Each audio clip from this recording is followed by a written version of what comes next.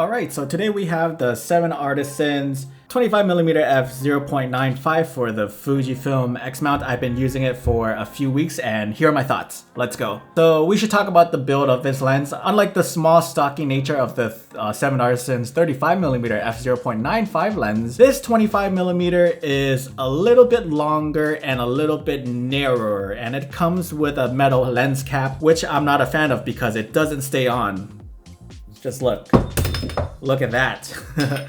So it, like, every time it does not stay on at all. Yeah, I'm not a fan. The manual focusing ring is nice, I'll give them that, but it has a nice resistance to it. I really like how this manual focusing, I really like the way it feels when I manual focus. However, when you manual focus, you're gonna notice that the barrel does extend a little bit.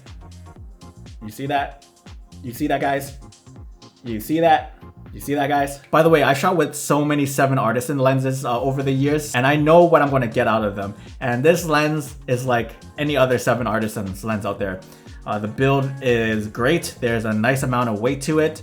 If there was one thing that I will complain about, and that is the aperture ring. I've been very consistent with this with any manual focusing lenses that I review out there. If the aperture is not clicked, then I'm going to be very annoyed. And this shows because the first few days that I was using this lens to take pictures around the neighborhood, I was already annoyed because I thought I was shooting at f0.95, but for some reason the aperture was in between f0.95 and f1.4. So it's highly sensitive, so you have to be mindful of that and have to look out for that. It happened to me on a portrait shoot that I did here in the Algarve, where I thought I was shooting at f0.95 and then I looked again, then it was at f1.4 and f2.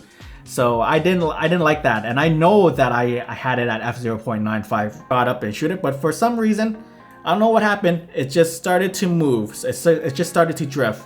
So again, be very mindful of this when you're out shooting with this lens. Let's move on to image quality. When I was doing these Pikachu testings, I found that shooting this wide open at f0.95 to be soft looking. As I zoom into the center, I can see that this lens does have details, but the contrast sucks. It is quite hazy wide open. Now this could be something you like or something that you don't like depending on the photographer you are. If you guys like that haze, that filmic look at f0.95, this lens is great. I thought this lens would be much softer like some other lenses at f0.95, but it's not. So that's a huge plus in my books because I wasn't expecting this. And once you stop it down to f2 to f2.8 is when you're going to see this lens sharpen up. And I think at f4 is when it's at its optimal sharpness. And again, at minimum focusing distance, which is 25 centimeters, wide open, it's quite soft. This lens could be great for a lot of people who shoot in low light scenarios,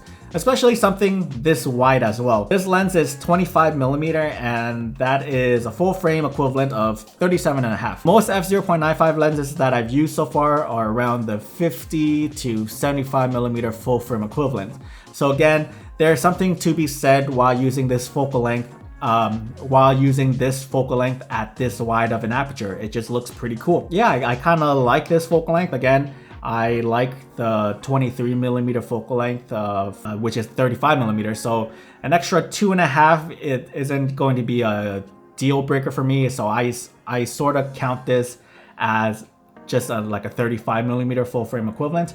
And I've been using this to, take portraits, and I thought it was a fun piece of lens to use. It, definitely slowed me down. I had to communicate differently to the model with this. And again, it helps with my creativity. It just makes me operate in a different way than I am usually operating in. And I always find that challenging. But as a result of it being challenging, I find it to be fun. I don't know why I like to do this to myself.